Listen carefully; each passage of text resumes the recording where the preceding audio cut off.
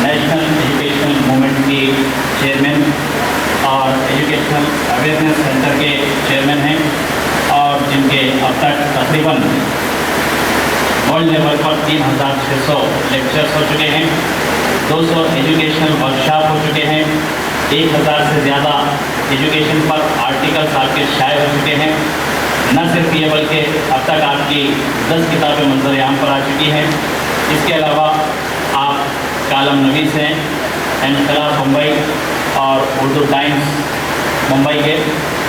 اس کے ساتھ ساتھ آپ مدیر ہیں اردو ڈیلی تعمیر بیڑ مہاراشٹر کے، منتھلی ایجوکیشن میگزین نقشے کوکن، اور ساتھ ہی ساتھ آپ اور ہم دیکھتے ہیں ہر پیر اور جمعہ کی رات 9 بجے پروگرام شمع علم کے ذریعے آپ مختلف عنوانات پر طلباء گائیڈنس کرتے ہیں۔ فاؤنڈر چیئرمین ہیں ماڈرن اردو ہائی اسکول اور national Anglo Urdu high school کے۔ ساتھ ہی ساتھ ان خدمات پر آپ کو سر سید ایوارڈ سے نوازا گیا، جو امریکن فیڈریشن آف مسلمس نے 2010 میں آپ کو اسے نوازا ہے۔ اور شاید ایسی شخصیت کے لیے اقبال نے کہا ہو کہ ہزاروں سال نرگس اپنی بے نوری پہ روتی رہی، ہزاروں سال نرگس اپنی بے نوری پہ روتی رہی، بڑی مشکل سے ہوتا ہے چمن میں دیداور پیدا۔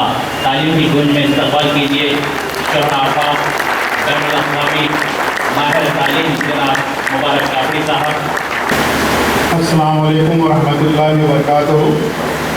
نحمد و نصلی علی رسول کریم، اما بعد۔ تمام تعریفیں اللہ کے لیے ہیں، تمام خوبیاں اللہ کی ہیں اور تمام صفتیں اللہ کی۔ آج کے اس تعلیمی بابرکت مجلس صدر محترم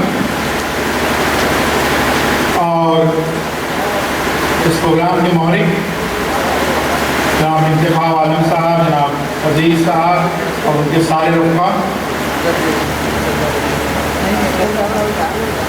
الحمدللہ دوسری مرتبہ عادل آباد میں یہاں پر آپ کے پاس آنے کا اور کچھ تبادلہ خیال کرنے کا موقع مجھے ملا ہے۔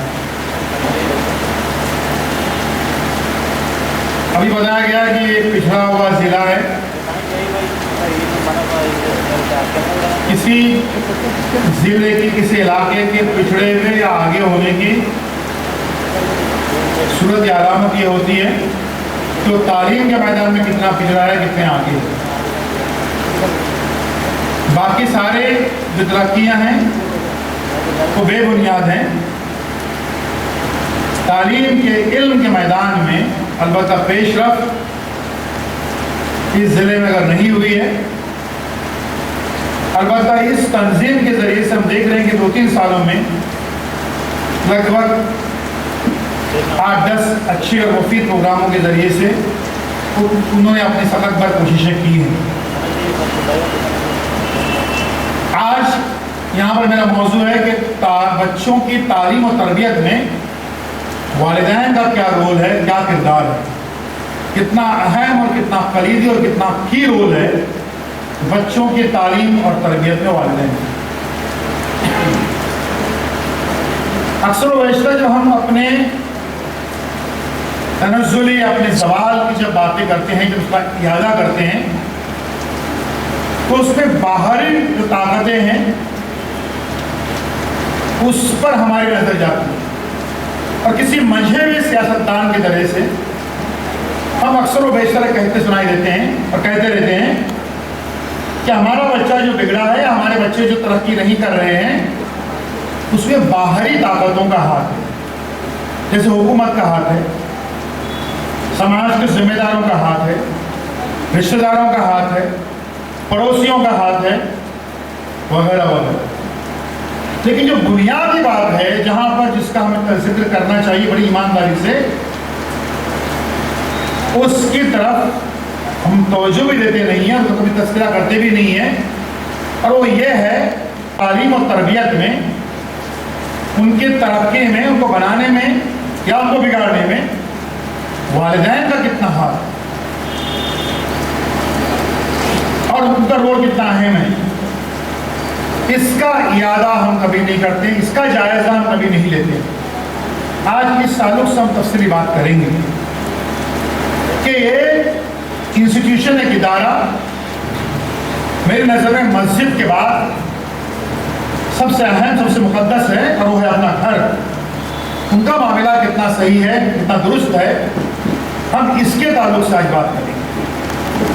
اور کہاں بگڑا ہوا ہے معاملہ، کیا وجہ ہے؟ ہمارے بچے بہت صحیح، انتہائی صحیح، ہم نہیں کہتے، دنیا کے سارے سروے کہتے ہیں، بھون جرنل کہتا ہے سنگ پریوار کا، ان کی فائنڈنگز ہیں کہ مسلمان بچے انتہائی ذہین ہوتے ہیں۔ کیا وجہ؟ ان کی ذہانت کہاں ضائع ہوتی ہے؟ ان کی ذہانت کو غلط سمت کیوں مل جاتی ہے؟ کیا وجہ ہے کہ ان کی ذہانت جو ہے وہ مفید اور کارآمد ثابت نہیں ہو رہی ہے؟ اس کی کیا وجہ ہے؟ شروعات کہاں سے ہوتی ہے اس بات کی؟ سن لیجیے، بچوں کی تربیت اور تعلیم کے بارے میں جب ہم بات کرتے ہیں تو آغاز کہاں سے ہونا چاہیے؟ بچہ پیدا ہونے کے بعد؟ اس سے کچھ پہلے نہیں۔ اس کا آغاز ہونا چاہیے کہ ہمارے نوجوان جو ہیں وہ اپنے لیے جو شریک حیات، جو لڑکا یا لڑکی ہم اپنے لیے جو منتخب کر رہے ہیں، سلیکٹ کر رہے ہیں، وہ کون ہے، کیا ہے؟ اگر وہاں پر ہماری غلطی ہو رہی ہے کہ ہم لڑکے کو انتخاب کرنے میں اس کی دولت، اس کا عالیشان گھر یہ دیکھ رہے ہیں، لڑکی کا انتخاب کرنے میں کہ وہاں سے کیا ملے گا، جہیز کتنا ملے گا، یا خوبصورتی ایک واحد کرائٹیریا ہے، تو غلطی وہاں پر ہو جاتی ہے، اور وہاں سے پھر جو معاملات بگڑنے شروع ہو جاتے ہیں وہ پھر سارے معاملات بے قابو ہو جاتے ہیں۔ آغاز ہم کو وہاں سے کرنا ہے کہ شریک حیات کیسا یا کیسی ہے، آنے والے بچے ہیں ان کی تربیت کا آغاز وہاں سے ہوتا ہے۔ آپ کے نکاح کے لیے جو آپ کا انتخاب ہے، جو سلیکشن ہے، وہاں سے معاملہ طے ہوتا ہے۔ وہ ہونے کے بعد آپ معاملات کیسے بڑھتے ہیں آگے؟ سن لیجیے، میں بتا رہا ہوں کہ ہمارے بچوں کی تعلیم اور تربیت میں کہاں پر کیا رکاوٹیں، وہ کون سی بیڑیاں جو ہمارے پاؤں میں ہیں۔ بچے انتہائی صحیح نہیں، محنتی ہیں، آسمانوں پہ کمنڈ ڈال سکتے ہیں، ایسے بچے ہیں، لیکن وہ کون سی وجوہات ہیں؟ پہلی وجہ جو واضح طور پر سامنے آتی ہے اور وہ یہ ہے کہ ہمارے گھر کا ماحول۔ اب گھر کا ماحول بنتا کیسے؟ گھر کے ماحول کا آغاز ہوتا ہے کہ وہ جو میاں بیوی ہیں ان کی ازدواجی زندگی کا کیا حال ہے، آغاز وہاں سے ہوتا ہے کہ ان کی ازدواجی زندگی کا کیا حال ہے۔ اللہ تعالیٰ فرماتے ہیں سورہ روم سورہ 32 آیت نمبر 21 میں کہ ہم نے تمہارے ہی جن سے تمہارے لیے جوڑے پیدا کیے تاکہ تم ان سے سکون حاصل کر سکو۔ سکون کی بات ہے۔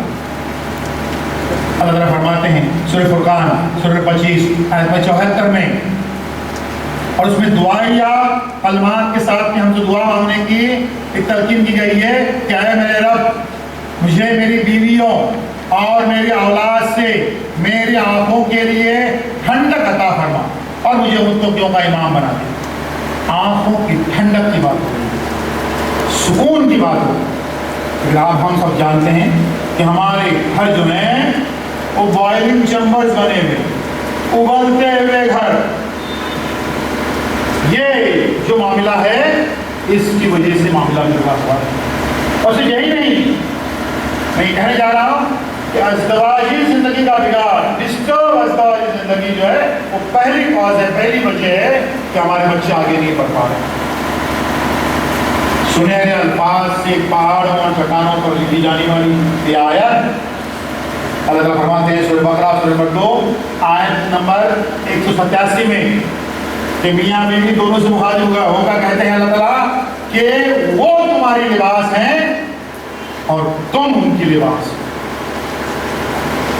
یہ اس لباس سے مراد शर्म و हया है, लिबास से मुराद हिफाजत है, लिबास से मुराद एक दूसरे के दुख को समझना है, और ये समझना है कि मियाँ बीवी जो हैं वो दोनों एक दूसरे के लाजिम मलजूम हैं।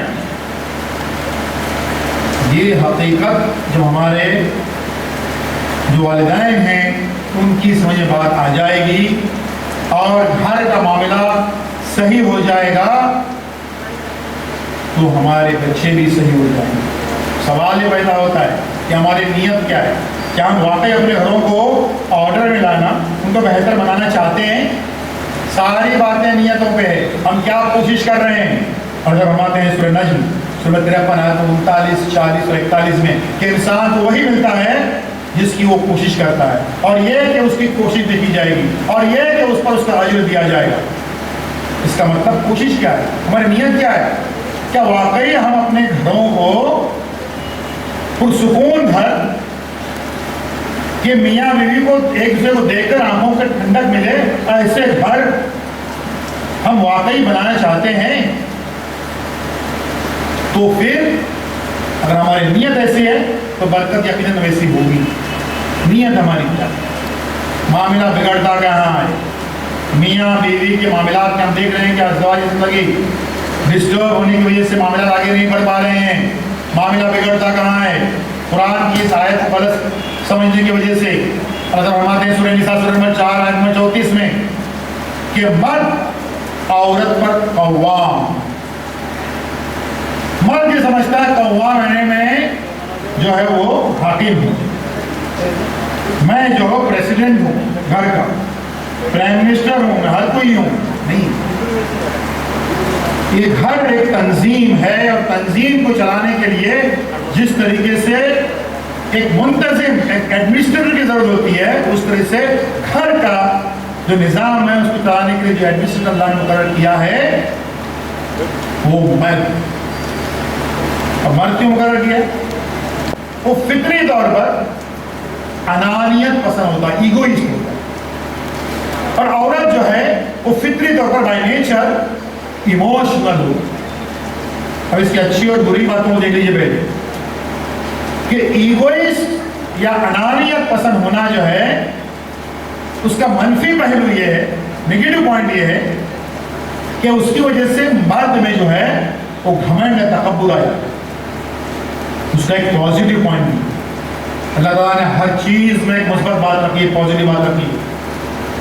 उसका पॉजिटिव पॉइंट ये है कि उसी अनानियत की वजह से मर्द में यह ताकत आ जाती है कि जिंदगी और ज़माने की किसी भी मुश्किल से वो मुकाबला कर सकता है, मुकाबला कर सकता है, डर सकता है, अड़ सकता है, चट्टान की तरह मुकाबला कर सकता है। औरत की फितरत में यह है कि वो इमोशनल होती है, जज्बाती होती है।